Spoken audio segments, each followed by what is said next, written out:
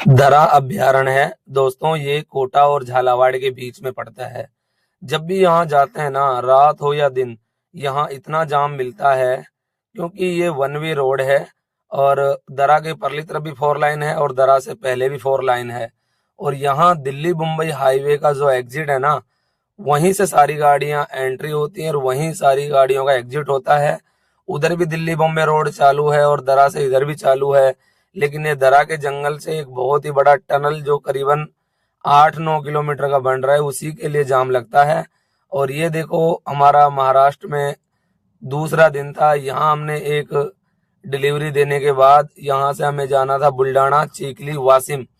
तो ये एक पहाड़ी क्षेत्र था। इसी पहाड़ी क्षेत्र से हम जब जा रहे थे ना, तो ये भैया अपने राजस्थान के भेड़ यहाँ चरा रहे थे और बहुत ही ज्यादा भेड़ों की संख्या थी। पूरी वीडियो में दिखा नहीं पाया, मैंने कट लगा दिया था। और ये एक छोटे से रास्ते से दिन के दोपहर के 2 बज रहे थे। इस रास्ते की लगभग दूरी थी 14 किलोमीटर, क्योंकि हमें ये 14 किलोमीटर का हाई हिल पहाड़ी एरिया पार करने के बाद उधर हमें एक NH हाईवे मिलेगा जो हमें सीधा लेके जाएगा बुल्डाना। बुल्डाना की दूरी हमसे थी तकरीबन 30 किलोमीटर। और ये जंगल बहुत ही भयावह लग रहा था दिन में भी, क्योंकि इसमें गाड़ियां नजर नहीं आ रही थी। एक फेरी वाला बंदा था जो प्लास्टिक के बर्तन बेच रहा था, वही हमारे आगे पीछे चल रहा था। उसके पास भी ये पल्सर गाड़ी थी। इसको हमने 2-3 बार आगे पीछे क्रॉस कर दिया। हमारी गाड़ी जब ऊपर हाइट आने वाली होती है तो ये हमसे आगे निकल जाता है, लेकिन जैसे ही हम ढलान क्षेत्र पे आते हैं फिर हम इसको क्रॉस कर जाते हैं। लेकिन मैं बोला भैया को कि तुम आगे चलो, हम तुम्हारे पीछे पीछे चलते हैं। और जंगल आप देख सकते हो, गट्टी इस क्षेत्र में ड्राइविंग कर नहीं सकता, तो इसको मैंने आराम से बिठाया हुआ था। ये मैप लगाया हुआ है हमने, तो सामने दिखा रहा है कि और भी भयानक घाटी और मुड़ाव आने वाले हैं। क्योंकि देखो, इस रास्ते में दिखा रहा है ये 13 किलोमीटर और तकरीबन दूरी थी हमारी 7-8 किलोमीटर की। ये क्रैक्स आए हुए हैं हमारी गाड़ी के मेन फ्रंट शीशे के ऊपर। पता नहीं कब कब रोड़ियां लग जाती हैं, बिल्कुल ऐसा आवाज आती है कि जैसे किसी ने बंदूक से गोली छोड़ दी हो। और जंगल आप देख सकते हो कितना खतरनाक लग रहा है। रात का रास्ता बिल्कुल भी नहीं है। और गाड़ी में डीजल हमारा खत्म होने वाला था, तो इस घाटी से पहले ही एक डीजल हमने गाड़ी में डलवाया था तकरीबन 3,000 रुपये का। तो गट्टी मुस्कुरा रहा है, बोल रहा है कि ऐसा कुछ नहीं है, जंगल तो जंगल होता है। लेकिन मैं उसको बोल रहा था कि भैया, मैं दिन रात यहाँ घूमता हूँ, रात का रास्ता ये बिल्कुल भी नहीं है। और इस सफर में हमारे साथ आगे तो बहुत ही भयानक एक घटना समझो या कहो कि हमारी किस्मत खराब थी, वो हुआ था हमारे पास साथ कोयम्बटूर में। उसका भी आपको वीडियो पूरा देखने को मिलेगा।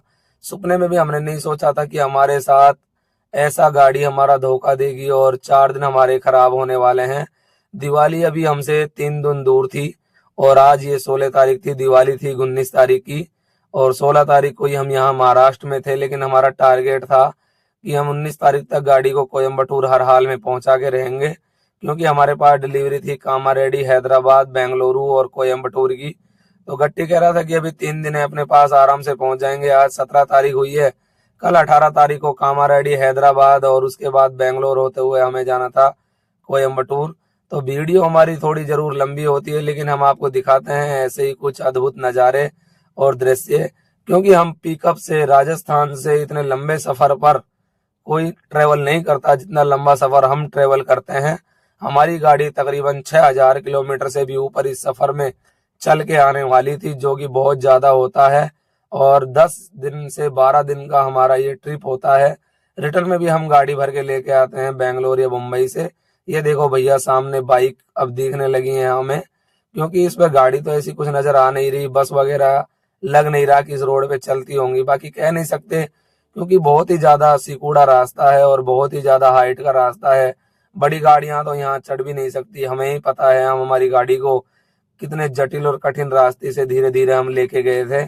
और देखो सामने वो बाइक वाला भैया आगे पहुंच गया। देखो इधर कितनी ज्यादा ऊपर हम अब तक पहुंच चुके हैं। सामने दिख रहा है एक पानी भरा हुआ तालाब। तो इन पहाड़ों के चारों तरफ जो बरसात का पानी है वो इसी तालाब में इकट्ठा होता होगा। पानी की यहाँ कोई कमी है नहीं, महाराष्ट्र के अंदर पानी बहुत है। और जमीन भी यहाँ बिल्कुल दोमट मिट्टी है, ब्लैक तरह की मिट्टी है।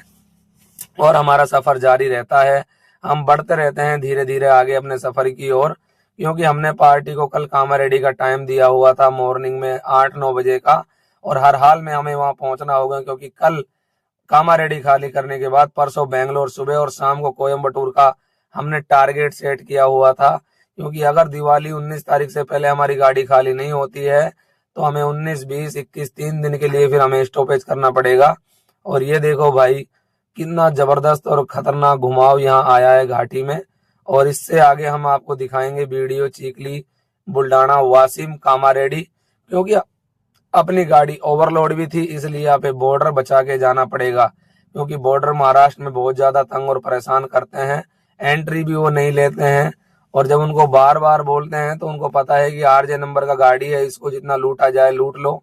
तो दोस्तों हमारे चैनल पर अगर आप नए हो तो हमारे वीडियो को शेयर करो, सब्सक्राइब करो। पिकअप ब्लॉगर अलवर, और हम अलवर राजस्थान से इतनी दूरी का सफर तय करने वाले पहले बंदे हैं। नहीं, इतनी दूरी का सफर कोई तय नहीं करता।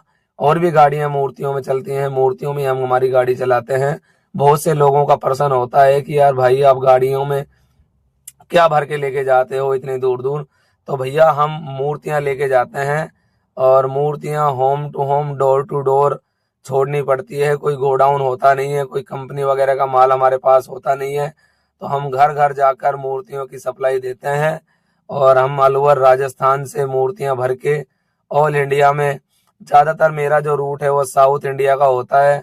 बेंगलोर, चेन्नई, पूना, कन्याकुमारी, कोयम्बटूर, सैलम, होसूर, कृष्णागिरी, इधर का ही मैं रूट चुनता हूँ। गट्टी बैठा बैठा सोच रहा है कि ये घाट कब खत्म होगा। तो दोस्तों मिलते हैं आपसे अगले वीडियो व्लॉग में, और इसी तरीके से प्यार प्रेम बनाए रखो, और वीडियो देखने के लिए धन्यवाद।